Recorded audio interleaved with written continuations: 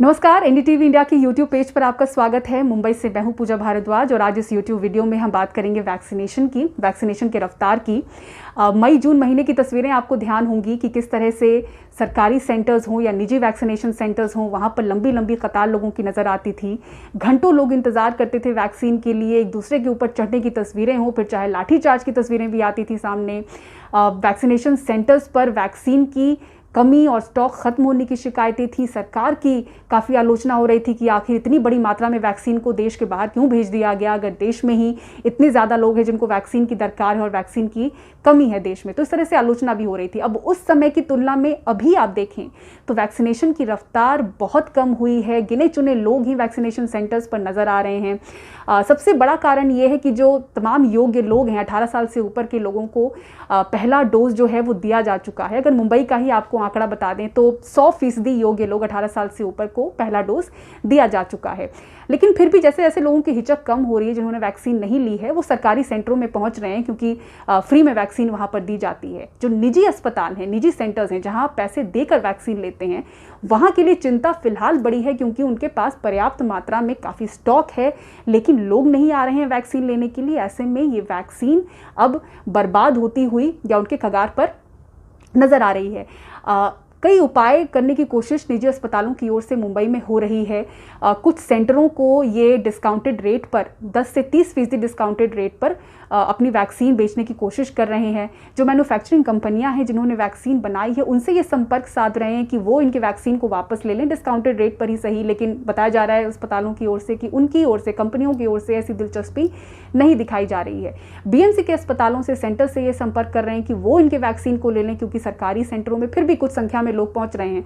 अब फ्री में जो वैक्सीन देने वाली सरकारी सेंटर्स हैं, ये केंद्र से सीधे वैक्सीन लेते हैं, तो ये निजी अस्पतालों से या सेंटर से खरीद नहीं सकते हैं।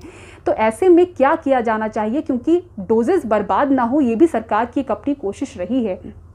तो ऐसे में एक्सपर्ट्स कई अलग अलग उपाय सुझा रहे हैं। सबसे पहला तो ये कि जो बूस्टर शॉट को लेकर डिसीजन लेना था, फैसला लेना था, उसमें तेज़ी आए और जल्द फैसला लें कि आखिर बूस्टर शॉट लगाया जाना चाहिए या नहीं। ऐसे में जो इनके पास स्टॉक है जो बर्बाद होने के कगार पर है, उससे बचा जा सकेगा। दूसरा ये कि जो कोविशील्ड डोजेस के बीच का जो लंबा अंतराल है 84 दिनों का, उसको कम किया जा सकता है, उस पर फैसला लिया जाए। एक्सपर्ट्स ये भी उपाय सुझा रहे हैं कि वैक्सीन मैत्री के तहत देश में ही वैक्सीन को एक्सचेंज किया जा सके। ऐसे जो निजी अस्पताल हैं जिनका स्टॉक जो है वो एक्सपायरी के कगार पर है, तो वो सरकारी सेंटरों में मौजूद फ्रेश स्टॉक से इसको एक्सचेंज भी कर सकते हैं, ताकि बर्बाद होने से इसको रोका जा सके। लेकिन सबसे ज़्यादा जोर जो है वो बूस्टर शॉट पर चर्चा को लेकर है।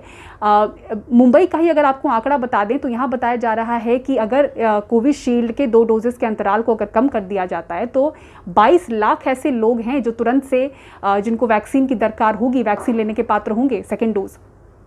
तो इस तरह से अगर फैसला होता है तो इस बर्बादी को रोका जा सकता है जो निजी अस्पताल में स्टॉक पड़े हैं। इसी बीच एक आंकड़ा जो है सेकेंड डोज समय पर न लेने वालों की, उनकी भी काफ़ी ज़्यादा है। महाराष्ट्र में जो महाराष्ट्र कोविड टास्क फोर्स के सदस्य हैं डॉक्टर राहुल पंडित, उनका कहना है कि 74 से 75 लाख ऐसे लोग हैं राज्य में जिन्होंने समय पर अपना दूसरा टीका नहीं लगवाया है।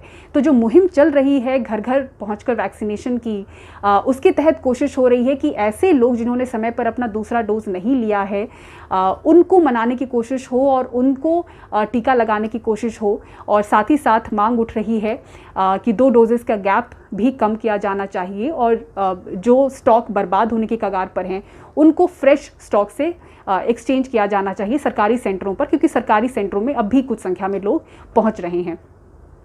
मुंबई से पूजा भारद्वाज, एनडीटीवी इंडिया के लिए।